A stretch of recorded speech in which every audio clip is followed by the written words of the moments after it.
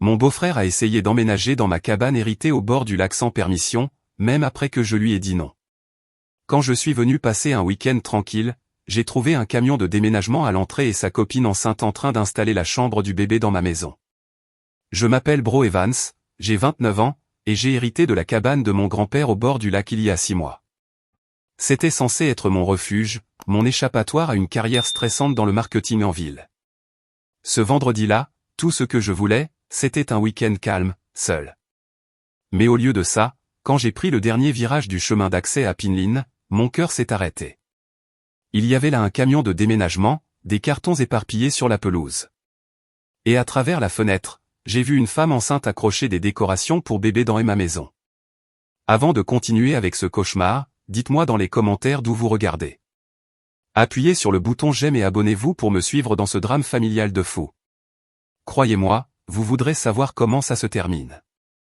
Mon grand-père Georges a été la personne la plus importante de ma vie quand j'étais enfant. Quand mes parents ont divorcé alors que j'avais 7 ans, le grand-père Georges est devenu mon pilier.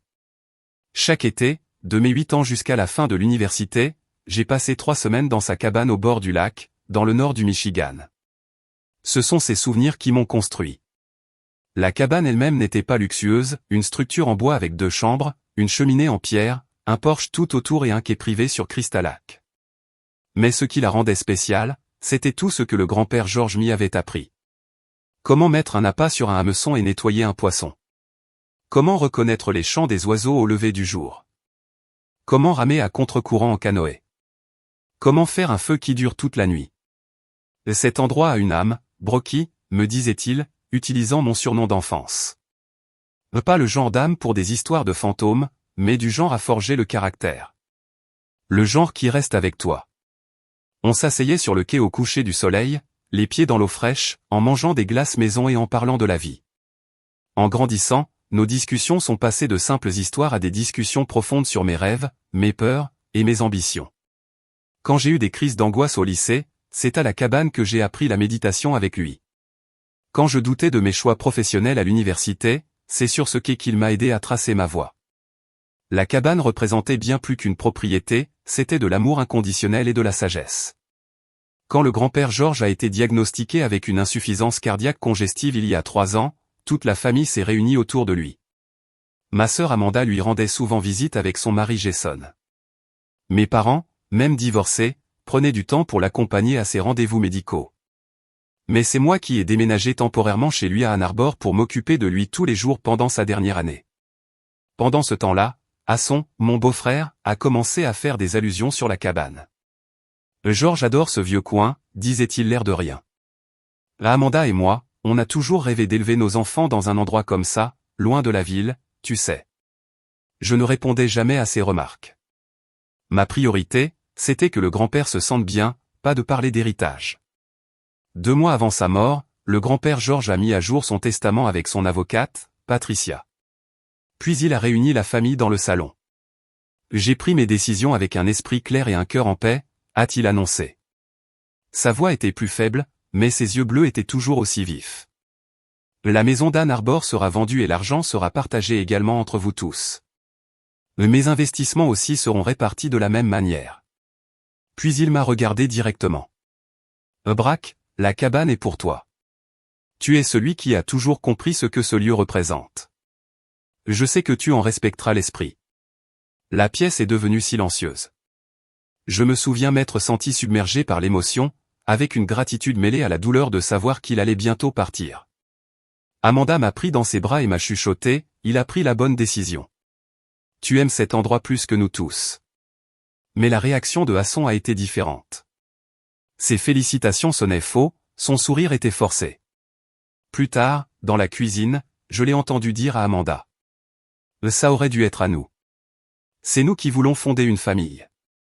À quoi ça sert que Brock ait toute une cabane alors qu'il est célibataire? Amanda m'a défendu. Il ne s'agit pas de besoin, Hasson, il s'agit de lien. Brock et grand-père ont partagé quelque chose de spécial là-bas. Mais il a insisté. La propriété familiale devrait servir à toute la famille. Pendant les mois suivants, alors que la santé du grand-père déclinait, Hasson devenait de plus en plus insistant à propos d'un usage familial partagé de la cabane. il me faisait souvent des remarques comme « Une fois qu'elle sera à toi, on devrait établir un planning. 2 semaines pour toi, 2 semaines pour nous. C'est juste, non ?» Je répondais vaguement, ne voulant pas créer de conflit alors que grand-père était encore là. On en reparlera plus tard. Après la mort du grand-père et la lecture officielle du testament, je suis devenu le propriétaire légal de la cabane. Lors de la petite réunion après les funérailles, Hasson m'a de nouveau abordé. Alors, pour le planning d'été à la cabane? Cette fois, j'ai été direct. Jason, je comprends ton intérêt, mais je ne suis pas prêt à établir des accords de partage. J'ai besoin de temps. Mais Amanda et moi comptions y amener les enfants cet été, a-t-il insisté. Amanda et lui n'avaient pas encore d'enfants, mais ils en parlaient depuis des années. Je comprends, mais la cabane est ma propriété privée. Quand je serai prêt à accueillir du monde, vous serez les premiers invités. Son visage s'est tendu. Mais tu trouves pas ça égoïste de garder un bien familial pour toi tout seul? Amanda l'a éloigné avant que je puisse répondre, mais cet échange m'a mis mal à l'aise. C'était clair, Hasson n'avait jamais vraiment accepté que la cabane m'appartenait exclusivement. Les réunions du lundi matin chez Burton Marketing étaient toujours brutales. En tant que responsable de compte senior, je devais présenter les résultats du week-end à nos gros clients. Ce lundi-là, notre plus gros client, Nature Life Supplément, menaçait de résilier son contrat à 7 chiffres à cause de campagnes publicitaires qui n'avaient pas bien marché. On doit revoir toute la stratégie d'ici vendredi, a dit mon patron, Derek. Brock, je veux que tu t'en charges.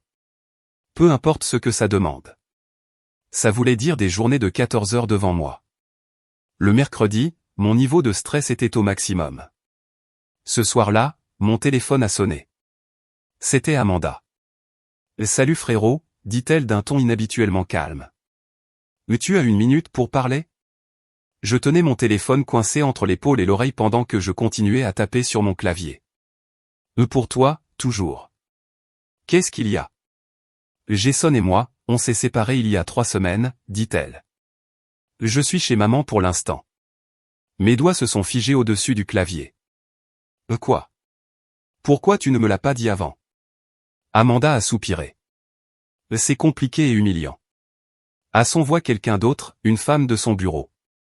Elle s'appelle Jacelle. »« Je suis désolé, Amanda, ai-je dit, vraiment choqué. Hasson et Amanda étaient ensemble depuis l'université, presque 10 ans. Il y a pire, continua Amanda. Jacelle est enceinte. D'environ 7 mois. Il la voit depuis presque 1 an. Je ne savais pas quoi dire. Ça voulait dire qu'il trompait ma sœur pendant qu'on s'occupait de notre grand-père mourant. Le pire, c'est à quel point il veut maintenant se poser et construire une famille avec elle, dit Amanda amèrement. Il m'a toujours dit qu'il n'était pas prêt à avoir des enfants. Et maintenant, il est obsédé par l'idée d'avoir une famille parfaite. Il a même acheté un berceau la semaine dernière. Après avoir réconforté Amanda, je lui ai promis de passer la voir ce week-end. On a raccroché, et j'ai essayé de me reconcentrer sur mon travail. Mais je n'arrêtais pas de penser à la trahison de Hasson. Juste avant minuit, j'ai reçu un SMS d'un numéro que je ne connaissais pas. Bro, c'est Hasson. J'ai besoin d'un service. Je peux utiliser la cabane ce week-end? Juste quelques jours. Je suis resté bouche bée devant le message. Après ce que Amanda venait de me raconter, il avait le culot de me demander un service? Je lui ai répondu. Non, Hasson. Ce n'est pas possible. Sa réponse est arrivée rapidement. Allez, je suis dans une situation compliquée. Je déménage de l'appart et j'ai besoin d'un endroit temporaire. De toute façon, elle est vide. J'ai dit. Non. Merci de respecter cela. 3 petits points sont apparus, ont disparu, puis sont revenus. Je croyais que la famille s'aidait entre elles. Je me suis trompé sur toi. Je n'ai pas répondu. Le lendemain matin, un autre message est arrivé. Mais tu n'es pas raisonnable. Amanda et moi, on traverse juste une mauvaise passe. J'ai besoin d'un endroit calme pour réfléchir. Pendant le déjeuner, j'ai montré les messages à Lorraine, ma meilleure amie depuis la fac. Et quel culot ce type, a dit Lorraine en secouant la tête. Il te manipule avec ce truc de la famille et de la famille. C'est du chantage émotionnel, pur et simple. Je sais, ai-je répondu. Et en plus, il n'a même pas mentionné qu'il a largué Amanda pour une copine enceinte. Tu dois être très clair avec lui, m'a conseillé Lorraine. Aucune ambiguïté qu'il pourrait exploiter. Ce soir-là, j'ai envoyé un dernier message à Hasson. Pour être parfaitement clair, tu n'as pas la permission d'utiliser ma cabane. Ni ce week-end, ni aucun autre. N'y va pas, et ne redemande pas. Il a juste répondu avec un emoji, un pouce vers le bas. Le vendredi, j'avais déjà enchaîné 4 journées de travail de 16 heures. Toute la campagne pour Nature Life avait été totalement refaite, mais j'étais épuisé. Mes yeux me brûlaient à cause des écrans, mes épaules étaient douloureuses à force de tension, et ma tête était embrouillée. Tu as besoin de repos, m'a dit Derek, mon patron, après notre dernier appel avec le client. Reprends ton lundi. Tu l'as bien mérité. C'est là que j'ai décidé de partir à la cabane. Un long week-end avec de l'air frais, du silence et personne autour, c'était exactement ce qu'il me fallait. J'ai envoyé un message à Amanda pour reporter notre visite. J'ai fait un petit sac et je suis parti à 15 heures. Pendant les 3 heures de route vers le nord, je sentais le stress diminuer petit à petit. Fenêtre baissée, musique à fond, l'odeur des pins devenait de plus en plus forte à mesure que je quittais la ville. Je me suis arrêté dans le dernier village avant la cabane pour acheter à manger, des aliments simples et réconfortants. Des ingrédients pour faire des pancakes, des fruits rouges, du bon café et une bouteille de vin. Quand j'ai pris la dernière route privée qui menait à la cabane, je pensais déjà à ma soirée. Un verre de vin sur le quai en regardant le coucher du soleil, comme je le faisais avec grand-père. Et c'est là que je l'ai vu. Un grand camion de déménagement garé dans mon allée. Le camion était mal garé sur le chemin de gravier, avec les portes arrière grandes ouvertes comme une bouche. Il y avait des cartons empilés sur le porche, certains déjà ouverts. Des appareils de cuisine, du linge de lit, des photos encadrées. Une voiture bleue avec un autocollant au bébé à bord était garée à côté du camion. Mes mains se sont crispées sur le volant tellement fort que mes jointures sont devenues blanches. Ça ne pouvait pas être réel. Pas après que je lui ai clairement interdit de venir. Je me suis garé derrière le camion pour le bloquer, et je suis resté là un moment, essayant de me calmer. Une partie de moi voulait appeler la police tout de suite. Une autre voulait d'abord confirmer ce que je voyais avant de faire quoi que ce soit. En sortant de la voiture, j'ai vu encore plus de détails. Des vêtements d'homme accrochés à la rambarde du porche. Un berceau à moitié monté appuyé contre le mur extérieur. Une gamelle pour chien remplie d'eau mais je ne voyais pas de chien. J'ai fait le tour de la cabane en regardant par les fenêtres. Le salon était rempli de cartons et de meubles que je ne connaissais pas. Les cannes à pêche anciennes de mon grand-père, qui avaient toujours été suspendues avec soin au mur, étaient posées n'importe comment dans un coin. Par la fenêtre de la chambre, j'ai vu une femme aux cheveux châtain roux essayer de suspendre un mobile avec des petits animaux de la forêt. Juste au-dessus de ce qui était autrefois mon coin lecture. La pièce avait été repeinte en jaune pâle, décorée avec des autocollants et un meuble allongé. Ils étaient en train de transformer ma cabane en chambre de bébé. Et tout ça sans permission. Mes mains tremblaient quand je suis retourné vers la porte principale. J'ai utilisé ma clé, j'ai ouvert la porte et je suis entré. « Oh bonjour », ai-je dit, avec une voix plus assurée que je ne le sentais. Un cri de surprise est venu de la chambre, suivi de l'apparition d'une femme très enceinte dans le couloir. Elle avait un regard doux, un peu plus de 30 ans, et tenait une main sur son ventre. « Oh ! Tu dois être Amanda. Jason a dit que tu passerais pour aider. » Je suis Jacelle. Sa supposition m'a désarçonné. « Je ne suis pas Amanda », ai-je dit lentement. « Je suis Brock Evans. Et c'est ma cabane. » La confusion s'élut sur son visage. « Bro, la belle-sœur de Hasson ?»« Mais... » Hasson m'a dit, elle s'est arrêtée, incertaine. « Et qu'est-ce qu'il t'a dit exactement à propos de cette cabane ?» ai-je demandé, en essayant de rester calme. « Que c'était une maison familiale, que vous nous laissiez l'utiliser pendant qu'on cherchait une maison, » a expliqué Jacelle. « Il m'a dit que vous étiez super généreux, surtout avec le bébé qui arrive. » Elle a montré son ventre. « Il doit naître dans 6 semaines. » Mon sang n'a fait qu'un tour. « Jacelle, je ne lui ai jamais proposé la cabane. En fait, je lui ai dit très clairement qu'il ne pouvait pas l'utiliser. Cette maison m'appartient. C'est un héritage de mon grand-père. À moi, uniquement. » Le visage de Jacelle est devenu pâle. Mais, on est en train d'emménager, dit-elle. Jason m'a dit qu'on pouvait rester ici aussi longtemps qu'on en aurait besoin. Il a déjà donné son préavis pour quitter son appartement. Sa voix est devenue plus paniquée. Il m'a dit que tu étais heureux de nous aider pendant cette période difficile. Rien de tout ça n'est vrai, ai-je dit fermement. Hasson n'a pas la permission d'être ici, et encore moins d'emménager. Le bruit de pneus sur le gravier nous a interrompus. Par la fenêtre, j'ai vu le pick-up noir de Hasson se garer à côté de ma voiture. Il est descendu en portant des sacs de nourriture à emporter, en sifflotant comme s'il était chez lui. La porte s'est ouverte, et Hasson s'est figé en me voyant. Bro, dit-il, se reprenant vite avec un sourire forcé. Et quelle surprise! Je ne t'attendais pas avant demain. Je n'ai jamais dit que je venais demain. Je t'ai dit de ne pas venir du tout, ai-je répondu, la voix froide. Tu crois faire quoi exactement?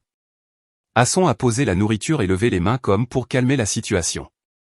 Allons, ne faisons pas de scène devant Jacelle. Elle est dans un état délicat. Réponds à ma question, ai-je insisté. Pourquoi tu t'installes dans ma cabane après que je t'ai clairement dit non? L'expression de Hasson s'est durcie. Mais tu n'es pas raisonnable, là. Tu as cette grande cabane, vide presque tout le temps. Nous, on a besoin d'un endroit où vivre. Et c'est la solution parfaite. La solution parfaite, ce serait que tu respectes ma propriété et mes limites, ai-je répliqué. C'est une propriété familiale, a répondu Hasson en haussant la voix. Ton grand-père aurait voulu que tu aides ta famille dans le besoin. Ne parle pas de mon grand-père, ai-je prévenu. Il m'a laissé cette cabane à moi, pas à toute la famille. Mais tu n'as aucun droit ici. Hasson s'est approché, baissant un peu la voix. Bro, sois raisonnable. Jacelle est enceinte de 7 mois. On a besoin de stabilité. On a déjà commencé à s'installer. Tu ne peux pas mettre une femme enceinte dehors. J'ai regardé Jacelle, qui avait l'air de plus en plus mal à l'aise, puis j'ai fixé à nouveau Hasson. C'est toi qui l'as mise dans cette situation, pas moi. Mais tu lui as menti en disant que tu avais la permission d'être ici. On ne partira pas, dit Hasson d'un ton sec. J'ai déjà fait transférer le courrier ici, et mis les services à mon nom. Les déménageurs reviennent demain avec le reste de nos affaires. C'est illégal, ai-je dit. C'est une intrusion et une tentative de vol de propriété. Hasson a ri froidement. Vas-y, appelle la police. Pour une femme enceinte? Mais tu verras ce que la famille en pensera, et les voisins aussi. Ils te prendront pour la méchante. La manipulation était tellement flagrante que j'en ai eu le souffle coupé. Il avait tout planifié, comptant sur la pression sociale et sur mon sens de la décence pour me forcer à céder. Vous avez jusqu'à demain matin pour faire vos bagages et partir, ai-je déclaré fermement. Tous les deux, lança Hasson, en s'approchant encore plus pour m'intimider avec sa taille. Ça va arriver, bro. Plus tôt tu l'accepteras, mieux ce sera pour tout le monde. On va vivre ici. On va installer la chambre du bébé. C'est notre maison maintenant. C'est à ce moment-là que j'ai vu Jason clairement, peut-être pour la première fois. Pas comme mon beau-frère, mais comme quelqu'un prêt à mentir, à manipuler, et à s'imposer par la force pour obtenir ce qu'il voulait. Quelqu'un qui avait trahi ma sœur pendant que notre grand-père mourait, menti à sa copine enceinte, et pensait maintenant pouvoir s'approprier ma propriété par pur culot. Ce ne sera jamais ta maison, ai-je dit d'une voix calme. Jamais. Un silence tendu a rempli la cabane. Jacelle s'était retirée dans la chambre et j'entendais ses sanglots à travers les murs fins. Une partie de moi avait de la peine pour elle. Elle aussi avait été trompée par les mensonges de Hasson. Mais une autre partie de moi était en feu, de rage. Hasson s'était installé dans le fauteuil inclinable de mon grand-père, et faisait exprès de m'ignorer en regardant son téléphone. La façon désinvolte dont il s'appropriait l'espace me rendait fou de rage. Tu dois parler à Jacelle, lui ai-je dit. Elle mérite de connaître la vérité sur toute cette situation. Je vais m'en occuper, a répondu Hasson sans lever les yeux. Elle est sensible à cause des hormones de grossesse. Mieux vaut la laisser se calmer. Je suis allé dans la cuisine pour boire de l'eau et réfléchir. Sur le comptoir, il y avait des documents de déménagement avec la cabane listée comme nouvelle adresse de Hasson. Il avait planifié ça depuis des semaines. Il avait tout mis en place pour un emménagement définitif. Quand je suis retourné dans le salon, Hasson avait disparu dehors. Par la fenêtre, je l'ai vu au téléphone, gesticulant, visiblement en train de préparer son prochain coup. J'ai doucement frappé à la porte de la chambre. Jacelle? Est-ce qu'on peut parler? Elle a ouvert la porte. Elle était assise au bord du lit, les yeux rouges. Je suis tellement perdue, a-t-elle dit. Jason m'avait promis qu'on avait le droit d'être ici. Je me suis assis à côté d'elle, en gardant mes distances. Je suis désolé qu'il t'ait mise dans cette situation. Mais il faut que tu comprennes. Hasson ne m'a jamais demandé la permission pour vivre ici. Et quand il m'a demandé à visiter, je lui ai dit clairement non. Jacelle a essuyé ses larmes. Il m'a dit que tu étais ravi de nous aider, surtout avec le bébé qui arrive. Il disait qu'on pouvait rester jusqu'à ce qu'on trouve la maison parfaite, même si ça prenait 1 an. J'ai serré la mâchoire. Rien de tout ça n'est vrai. Cette cabane m'appartient. Ce n'est pas une maison familiale. Et ce n'est surtout pas à Hasson de la proposer à quelqu'un. Mais, on va aller où? A demandé Jacelle, en posant ses mains sur son ventre. Hasson a quitté son appart. Moi, j'ai arrêté mon bail le mois dernier pour vivre avec lui. On n'a nulle part où aller. Je comprenais son désespoir, mais je voyais aussi que c'était Hasson qui avait créé cette crise volontairement. Avant que je ne puisse répondre, la porte d'entrée a claqué. Hasson a débarqué dans la chambre, rouge de colère. « Qu'est-ce que t'as fait aux serrures ?» a-t-il crié. « De quoi tu parles ?» ai-je répondu, sincèrement confus. « Le cabanon. J'arrive pas à y entrer. T'as changé les serrures. » Je me suis levé. Le cabanon a toujours eu une clé séparée. Et tu ne l'as pas, parce que ce n'est pas ta propriété. J'ai besoin d'y entrer. On y stocke nos affaires en trop. Non, vous ne stockez rien ici, ai-je dit fermement. Vous n'allez rien laisser sur cette propriété, parce que vous n'avez pas à y rester. Jason s'est approché de moi, sa voix est devenue un murmure menaçant. Écoute bien. Je viens de parler aux voisins. Je leur ai dit qu'on s'installait ici pour s'occuper de la maison familiale pendant que tu es à la ville. Ils sont ravis qu'il y ait des gens à l'année ici. Tout le monde trouve que c'est super. Sa manipulation m'a laissé sans voix. Mais tu essaies vraiment de monter un faux consensus avec les voisins. J'ai aussi parlé de ton état émotionnel depuis la mort de ton grand-père. Que tu es parfois, confuse sur les accords passés. Son sourire était glacial. Et s'il y a un problème, ils sauront qui croire. La menace était claire, s'il y avait conflit, il me ferait passer pour instable, et lui pour le gars raisonnable. Sors de chez moi, ai-je dit, la voix tremblante. Fais-moi sortir, a répondu Hasson. Mieux encore, appelle la police.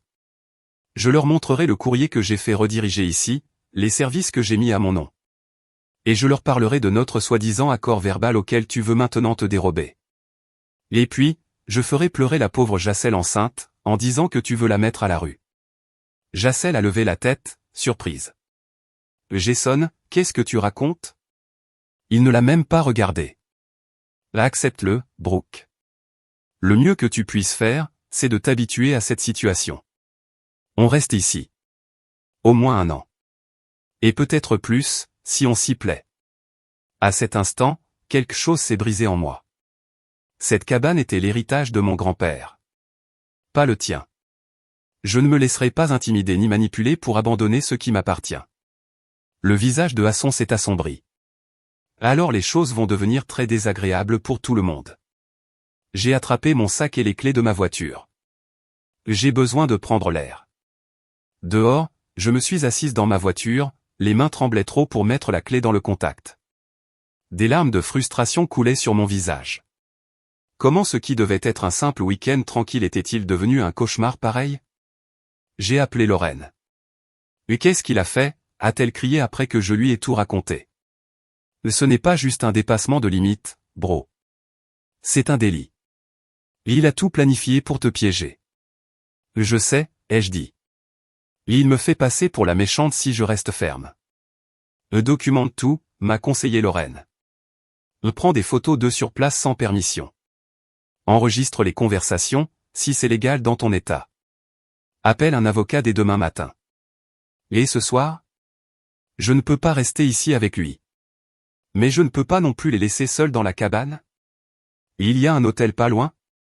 Tu peux te reposer là et faire un plan demain. Il y avait une petite auberge à 20 minutes d'ici. Oui, mais j'ai l'impression que partir, ce serait comme abandonner. Ce n'est pas abandonner, m'a assuré Lorraine. C'est une retraite stratégique. Tu prépares ta défense. Ne lui fais pas face tant que tu es à fleur de peau. C'est ce qui l'attend. Après avoir raccroché, j'ai allumé le moteur. Mais je ne suis pas parti tout de suite. J'ai commencé à prendre des photos, le camion, les cartons, les serrures changées. Des preuves. Pendant que je faisais ça, Hasson est sorti de la cabane. Tu fuis, s'est-il moqué. Un classique. Quand ça devient difficile, tu déguerpis. Je l'ai ignoré et j'ai commencé à filmer une vidéo avec mon téléphone, discrètement. Pour les preuves, ai-je dit clairement à voix haute. Tu n'as pas la permission d'être sur cette propriété. Tu n'as pas le droit de changer les serrures, ni de faire rediriger du courrier, ni d'y établir ta résidence. Tu es en train de commettre une intrusion. Je te demande officiellement de partir. Dès qu'il a compris que je filmais, son attitude a changé. L'éteins ça, a-t-il aboyé, en essayant de prendre mon téléphone.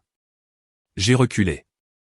Et si tu me touches, ou si tu touches à ma propriété, ce sera une agression. Son visage s'est tordu de rage. Mais tu crois que t'es maligne? Tu as toujours été la chouchoute, la parfaite petite Brooke, à qui on donne tout sans rien demander. Son explosion montrait à quel point il m'en voulait, depuis longtemps. Ce n'était pas que pour la cabane. C'était des années de rançéure. Ce n'est pas à propos de moi, ai-je dit calmement, tout en continuant à filmer. C'est à propos de tes choix. C'est toi qui as menti à Jacelle. Tu lui as dit qu'on t'avait donné l'autorisation d'être ici. À ce moment-là, Jacelle est apparue sur le porche. Elle avait entendu. Tu m'as dit que Brooke nous avait proposé la cabane, dit-elle à Hasson, la voix tremblante. Tu m'as dit que tout était réglé. Hasson s'est retourné. Rentre, Jacelle. Ça ne te regarde pas. Bien sûr que ça me regarde, cria-t-elle. Tu as mis en danger l'avenir de notre bébé avec tous tes mensonges. On va aller où, maintenant, si on ne peut pas rester ici? On reste ici, insista Hasson. Bro est celle qui est déraisonnable. Parce que je refuse que tu voles ma maison, suis-je intervenu. Jacelle est descendue lentement les marches du porche, en se tenant le dos avec une main. Je ne peux pas faire partie de ça, Hasson. Mais tu m'avais promis de la stabilité. Tu m'avais promis d'être honnête. Là après tout ce que tu as fait à Amanda, ce que tu fais maintenant n'est pas bien. Le visage de Hasson est devenu rouge. Mais ne commence pas à prendre son parti, toi aussi, après tout ce que j'ai fait pour toi et le bébé. Ce que tu as fait, c'est me mentir, a dit Jacelle, les larmes recommençant à couler. Elle s'est tournée vers moi. Je suis désolé, Brooke. Je ne savais rien. Jamais je n'aurais accepté de venir ici si j'avais su la vérité. Soudain, elle a eu un hoquet de douleur et s'est agrippée au ventre. Elle s'est légèrement penchée en avant. Jacelle, me suis-je exclamé en courant vers elle pour lui tenir le bras. Tu vas bien? Juste une douleur aiguë, a-t-elle murmuré. J'en ai eu plusieurs fois aujourd'hui. Des signaux d'alerte se sont allumés dans ma tête. À quelle fréquence tu ressens ça? Je sais pas, peut-être toutes les 20 minutes. C'est sûrement juste des contractions de Braxton X. Le médecin a dit que c'était normal. Mais tu devrais te faire examiner quand même, ai-je dit fermement. 7 mois, c'est encore trop tôt pour un vrai accouchement.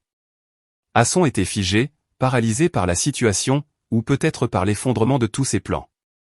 Je l'emmène à l'hôpital, ai-je décidé en le regardant droit dans les yeux. Toi, tu restes ici et tu commences à faire tes bagages. Quand je reviendrai, je veux voir que ça avance.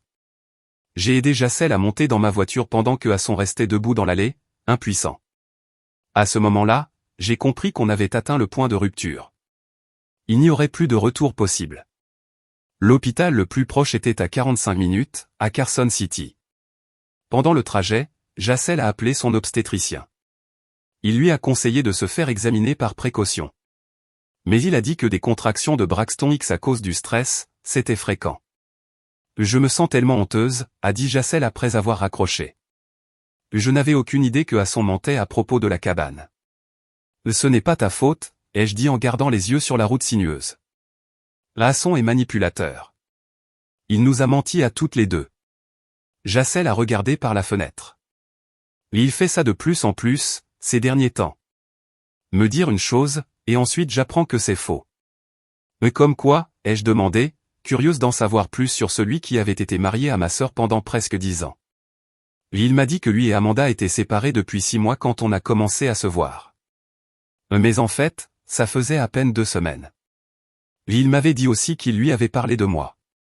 Mais un jour, elle m'a appelé au travail, complètement choquée. Les pièces du puzzle s'assemblaient. Tu as su que tu étais enceinte quand? Vers Noël. Je voulais tout arrêter quand j'ai compris à quel point il avait menti. Mais, dit-elle en posant une main protectrice sur son ventre. Je ne pouvais pas avorter. Ce n'était pas une solution pour moi. Et Jason. Jacelle a ri doucement, avec amertume. Du jour au lendemain, il était à fond. Il a choisi le prénom du bébé, décoré la chambre. Parlait déjà de mariage. Un vrai retournement pour quelqu'un qui me disait ne pas être sûr de vouloir un jour des enfants. On est resté en silence pendant le reste du trajet jusqu'à l'hôpital de Carson City. Les urgences étaient heureusement calmes, et Jacelle a été emmenée pour un examen. Pendant que j'attendais dehors, j'ai profité du temps pour appeler Amanda. Hasson a fait quoi? S'est-elle exclamée quand je lui ai raconté ce qui s'était passé. Il s'est installé à la cabane sans permission et il refuse de partir, ai-je répété. Je suis à l'hôpital avec Jacelle. Elle va bien, je pense. Ce sont sûrement des contractions dues au stress. Amanda a poussé un grand soupir. Je suis vraiment désolé, Brooke. C'est en partie ma faute. J'aurais dû te prévenir qu'il pourrait tenter quelque chose comme ça. Depuis que je lui ai demandé la séparation, il agit de plus en plus bizarrement. Ça va au-delà de bizarre, ai-je dit. C'est calculé. C'est manipulateur. Oui, dit Amanda, tristement. Mais quand il est sous pression, il ne voit plus les gens comme des personnes. Ils deviennent juste des obstacles ou des outils. C'est pour ça que je l'ai quitté. J'ai compris que je ne serais jamais une vraie personne pour lui. Juste un moyen d'arriver à ses fins. Ces mots m'ont profondément marqué. Je n'avais jamais vu ce côté de lui avant. Il le cachait bien. Jusqu'à ce qu'il ne le cache plus. Après avoir raccroché, j'ai appelé la ligne non urgente du shérif du comté. L'opérateur m'a mis en relation avec le shérif suivant, qui a écouté ma situation avec attention. Malheureusement, mademoiselle Evans, a-t-il expliqué.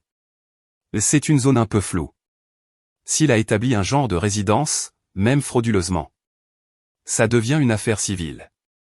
Il faudra une procédure d'expulsion. Mais il vient juste d'arriver, ai-je protesté.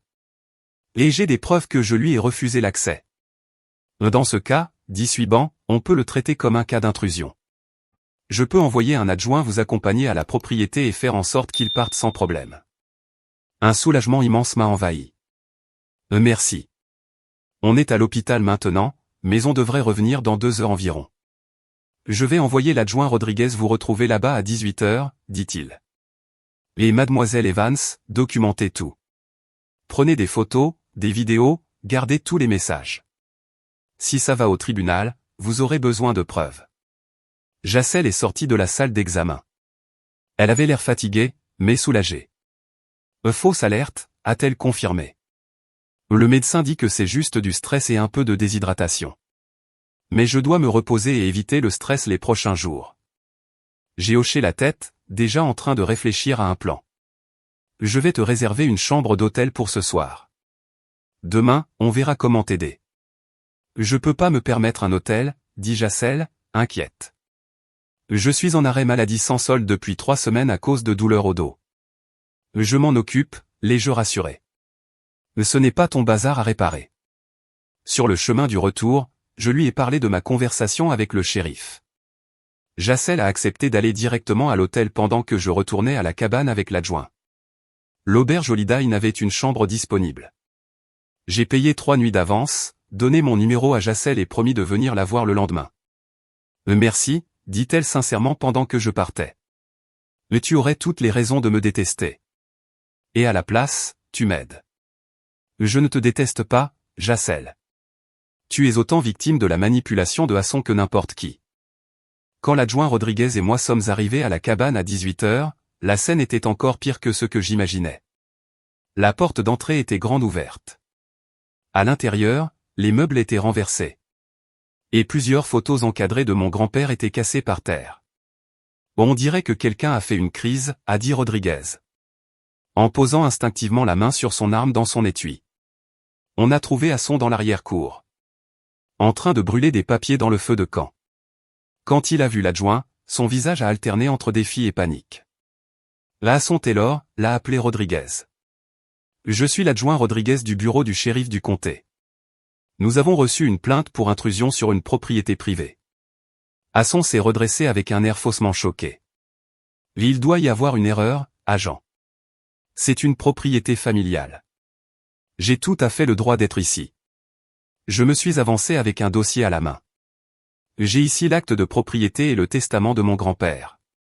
La cabane m'appartient uniquement à moi, Brock Evans. Monsieur Taylor n'a aucun droit légal ici. Rodriguez a examiné les papiers attentivement. Il semble en règle. Monsieur Taylor, mademoiselle Evans a le droit légal de décider qui peut ou ne peut pas rester ici. On avait un accord verbal, a insisté Hasson, en me lançant un regard noir. J'ai des messages écrits qui prouvent le contraire, ai-je répliqué, en montrant à l'adjoint les textos où je refusais clairement qu'ils viennent. Rodriguez s'est tourné vers Hasson. Monsieur, à ce stade, vous avez deux options. Soit vous partez volontairement avec vos affaires. Soit vous êtes arrêté pour intrusion. La propriétaire, mademoiselle Evans, a été claire, vous n'êtes pas le bienvenu ici. Le visage de Hasson s'est tordu de colère. C'est ridicule. J'ai des droits. Pas sur cette propriété, a dit Rodriguez d'un ton ferme. Alors, qu'est-ce que vous décidez? Pendant un moment tendu, j'ai cru qu'Hasson allait refuser. Puis, les épaules baissées, il a murmuré. Très bien. Je vais faire mes valises. Je vais devoir surveiller ce processus, a expliqué Rodriguez. C'est la procédure. Il a fallu 2 heures à Hasson pour charger toutes ses affaires et celles de Jassel dans sa camionnette et le camion de déménagement. À chaque carton, je le voyais devenir de plus en plus amer. Avant de partir, il m'a lancé un regard glacial. Ce n'est pas fini, Brooke. La famille saura comment tu as traité une femme enceinte. Je vais te poursuivre pour ma part légitime de cette propriété. Et je m'assurerai que tout le monde sache qui tu es vraiment. Rodriguez s'est placé entre nous. Ça suffit, monsieur Taylor. Toute menace ou harcèlement supplémentaire entraînera des accusations en plus. Hasson a soufflé bruyamment par le nez, mais n'a rien dit de plus. Il est monté dans sa camionnette, pendant que Rodriguez s'assurait que le chauffeur du camion de déménagement avait une autre adresse.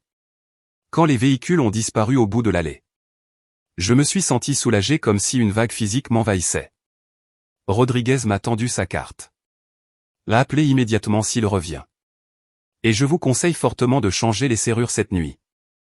Je peux vous recommander un serrurier local si vous voulez. Après son départ, je suis resté là, seul au milieu de la cabane saccagée. Ce n'était pas juste les meubles renversés ou les vitres cassées qui me faisaient mal. C'était la sensation qu'on avait profané mon sanctuaire. Cet endroit qui représentait toujours la sécurité et la paix pour moi se sentait maintenant sali. Mais pendant que je ramassais les morceaux des cadres cassés de mon grand-père, en sauvant avec soin les photos à l'intérieur, je me suis fait une promesse silencieuse. Je vais reprendre possession de cet endroit. Je ne laisserai pas Hasson détruire ce que cette cabane représente pour moi.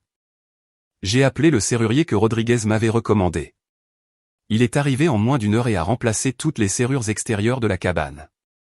Cette nuit-là, j'ai dormi sur le canapé, mal à l'aise, sursautant au moindre bruit venant de la forêt autour. Je n'arrêtais pas de me demander si Hasson allait revenir pour mettre à exécution ses menaces. Le matin suivant, après le départ de Hasson, on a frappé doucement à ma porte. Encore à moitié endormi, je suis allé voir par le Judas. C'était Amanda. Elle tenait 2 cafés à emporter et un sac de la boulangerie du coin. Les renforts sont là, a-t-elle dit quand j'ai ouvert. Je suis parti dès que tu m'as envoyé ton message pour dire que tu avais changé les serrures. Ce petit geste de soutien m'a ému aux larmes. On s'est serré très fort dans les bras, puis on a commencé à inspecter ensemble le désordre qu'Hasson avait laissé derrière lui. Hasson a toujours été un mauvais perdant, a commenté Amanda en regardant les dégâts.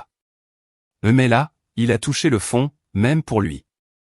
On a passé toute la matinée à ranger, à remettre un peu d'ordre dans le chaos.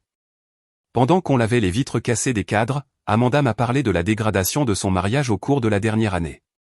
Et il est devenu obsédé par l'image qu'il voulait donner, a-t-elle expliqué.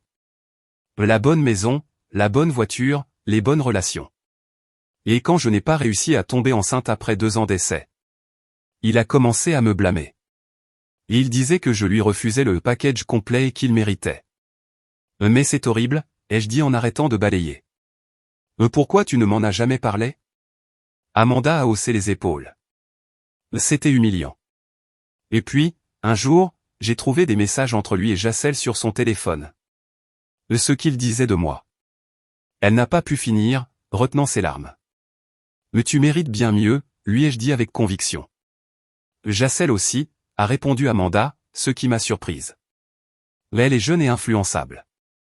Hasson a cette manière de te faire croire que tu es spécial. Jusqu'au jour où tu ne lui sers plus à rien. Dans l'après-midi, on avait déjà remis en état la plupart des pièces. Mais nos blessures émotionnelles, elles, restaient bien présentes.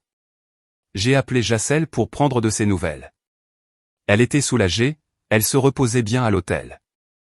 J'ai réfléchi, lui ai-je dit. Je connais du monde au centre de ressources pour femmes Sierra, à Carson City. Ils ont des logements temporaires pour les femmes dans des situations difficiles. Tu veux que je les appelle pour toi? Sa voix s'est illuminée. Sérieux? Ce serait incroyable. Je commençais à paniquer, je ne savais plus quoi faire. J'ai passé le coup de fil.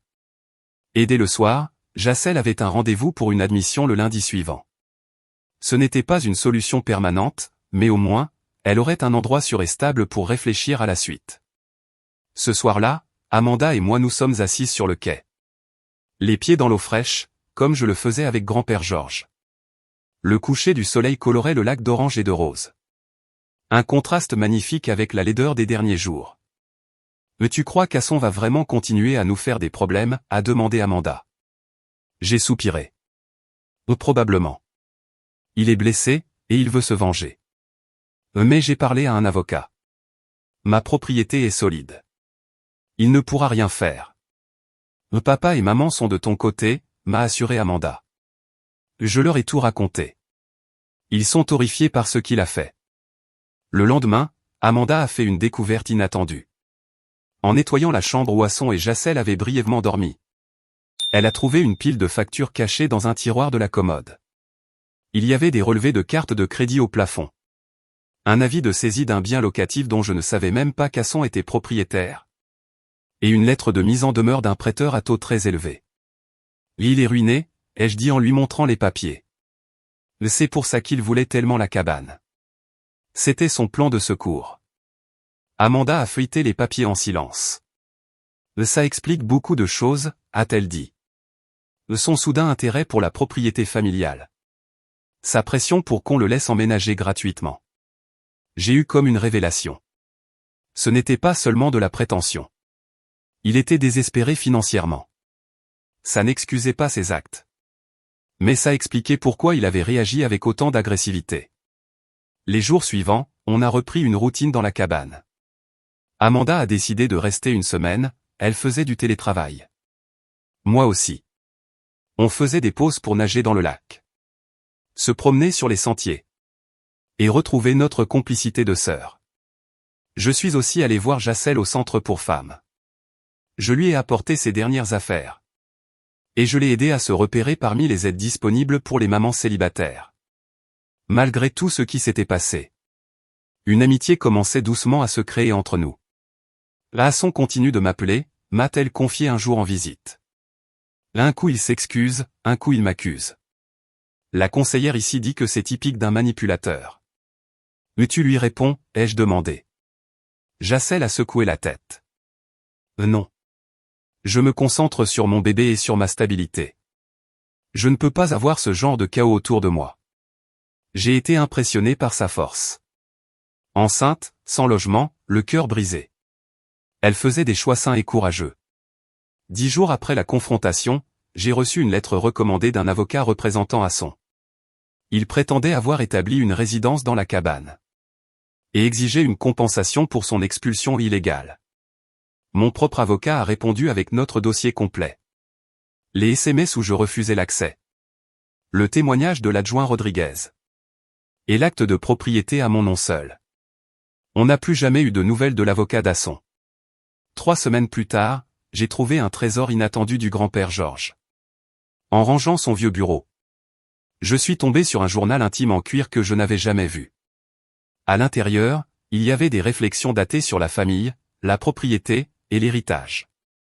Une entrée, écrite 2 mois avant sa mort, m'a particulièrement marqué. J'ai décidé de laisser la cabane à Brooke. Certains y verront du favoritisme. Mais c'est une question de responsabilité. Elle comprend que cet endroit n'est pas qu'une propriété. C'est un sanctuaire. Un lieu qui demande du respect et qui donne de la sagesse en retour. Les autres voient un bien immobilier. Brooke voit son âme. Elle subira des pressions pour partager ce lieu. Mais j'espère qu'elle tiendra bon. Certains cadeaux ne doivent pas être divisés. Leur pouvoir vient de leur unité. Les larmes me coulaient sur le visage pendant que je lisais ces mots. Même après sa mort, grand-père avait anticipé ce que je vivrais. Et il m'avait laissé un message de soutien. Ce passage est devenu ma force pendant les mois difficiles qui ont suivi. J'ai fait encadrer cette page du journal et je l'ai accrochée au mur, à côté de la cheminée.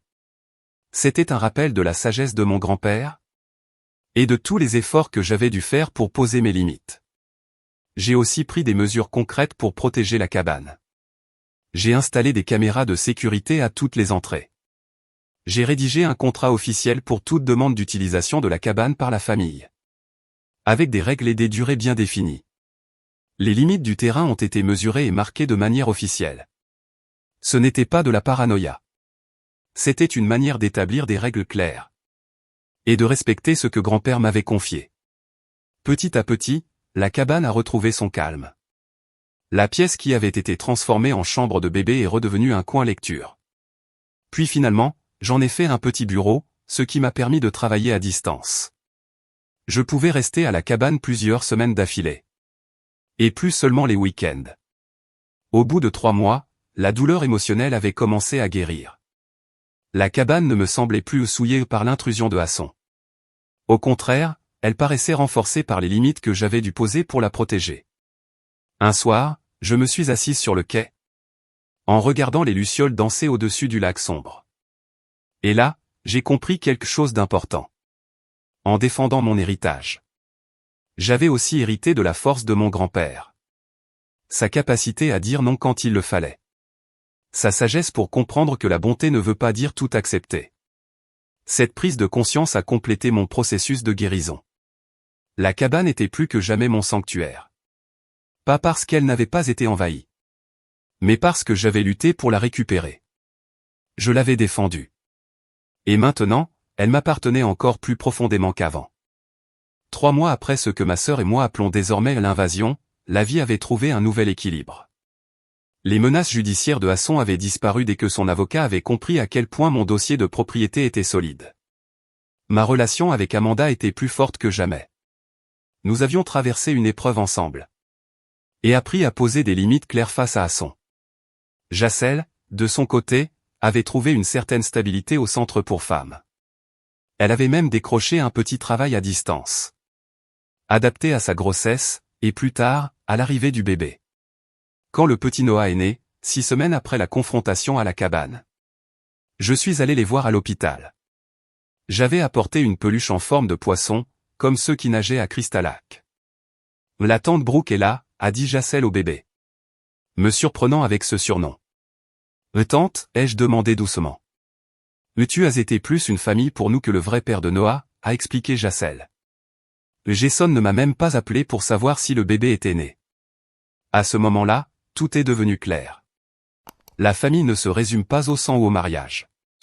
Parfois, elle se forme à travers les épreuves. La compassion. Et les choix qu'on fait dans les moments difficiles. La cabane, elle aussi, avait vécu une véritable restauration physique et émotionnelle. La chambre, autrefois prévue pour un bébé, était maintenant mon bureau de travail à distance. Je pouvais y rester 3 semaines par mois. Mon agence de marketing avait été tellement impressionnée par la façon dont j'avais géré la crise avec Nature Life, qu'ils m'ont promue directrice de stratégie, avec un planning plus souple.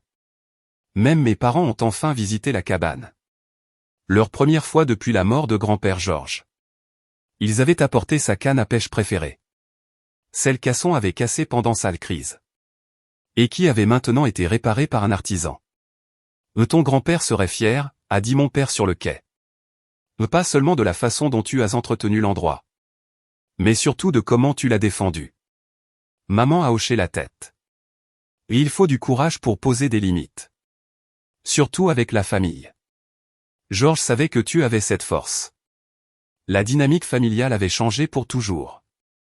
Asson restait à distance. Il avait déménagé à Chicago pour recommencer à zéro. D'après des connaissances communes. Amanda avait demandé le divorce. Et commencé une thérapie pour surmonter la manipulation qu'elle avait subie pendant son mariage. Mon lien avec Jacelle s'était transformé en une amitié inattendue. Une fois par mois, je faisais le trajet jusqu'à Carson City pour passer du temps avec elle et Noah. Lui apporter des fournitures, ou l'aider avec le bébé pour qu'elle puisse souffler un peu. J'ai beaucoup réfléchi à ce qui s'est passé à la cabane, m'a dit Jacelle un jour. Alors que Noah dormait tranquillement. Ça m'a appris quelque chose d'important sur les limites. Quoi donc, ai-je demandé, curieuse. Que dire non aux autres, c'est bien. Mais dire oui à soi-même, c'est encore plus important. Et quand tu as refusé qu'Asson prenne ton espace. Tu ne lui disais pas juste non. Tu te respectais. Et tu respectais ton grand-père. Ces mots m'ont profondément touché. Je n'avais jamais vu ça de cette façon. Moi aussi j'apprends à poser des limites, a ajouté Jacelle. À Asson, à mes parents qui veulent que je reste avec lui ou pour le bébé. Et à tous ceux qui croient pouvoir décider pour moi. On est resté là, en silence, connectés par une confrontation qu'aucune de nous n'avait voulu. Mais qui nous avait toutes les deux transformés. De retour à la cabane, j'ai instauré de nouvelles traditions tout en respectant les anciennes. Le rassemblement familial du 4 juillet continuait. Mais avec des règles claires envoyées à l'avance. L'ancien concours de pêche de grand-père était devenu une activité à attraper et relâcher. Pour apprendre la préservation aux plus jeunes. J'ai aussi mis en place une politique formelle. Les membres de la famille pouvaient demander à utiliser la cabane. Pour de courts séjours, avec un préavis. Et à condition de respecter des règles précises. C'était juste, mais ferme. La plupart ont évité de venir, mal à l'aise après ce qui s'était passé avec Asson. Mais Amanda, elle, revenait souvent. Elle trouvait la paix ici. Un après-midi, alors que l'automne colorait la forêt autour de la cabane. Je suis tombé sur une autre page du journal de grand-père. La propriété, ce n'est pas juste un terrain ou un bâtiment. C'est une responsabilité. Une mission. Quand on possède quelque chose, on en devient le gardien. Pas juste le propriétaire. La cabane ne vaut pas pour son prix. Elle vaut pour la sagesse qu'elle renferme. Les souvenirs qu'elle abrite. Le refuge qu'elle offre. C'est pour ça que je suis si prudent avec son avenir. Tout le monde ne comprend pas ce genre de responsabilité. Ces mots ont fait écho à tout ce que j'avais traversé. La cabane n'était pas juste un lieu de vacances. Ce n'était pas juste un bien. C'était un héritage de valeurs. Le respect des limites. L'amour de la nature. Et le courage de défendre ce qui compte. En refermant ce chapitre de mon histoire, je suis reconnaissante pour les leçons, même dures, qu'il m'a apprises. J'ai appris à dire non. À reconnaître la différence entre besoin et exigence. Et à comprendre que parfois, la chose la plus aimante qu'on puisse faire, c'est poser des limites claires. Et vous? Avez-vous déjà dû poser des limites avec un membre de votre famille? Avez-vous déjà dû défendre ce qui vous appartient face à quelqu'un qui ne vous respecte pas? Comment avez-vous géré ça? Qu'est-ce que vous en avez retenu? Partagez vos expériences en commentaire. Et si cette histoire vous a parlé, appuyez sur le bouton j'aime et abonnez-vous pour plus de récits réels comme celui-ci. Votre soutien permet à ce canal de continuer à partager des histoires qui peuvent aider d'autres personnes dans des situations similaires. Souvenez-vous. Les limites ne sont pas des murs pour repousser les gens. Ce sont des repères pour leur montrer comment rester dans votre vie, avec respect. Parfois, le plus grand acte d'amour envers soi-même. C'est simplement de dire non. Quand tout le monde autour de vous veut vous forcer à dire oui. Merci de m'avoir accompagné dans ce voyage. À la prochaine. Je suis Brooke Evans. Et j'envoie de la force à tous ceux qui luttent pour protéger leur propre sanctuaire.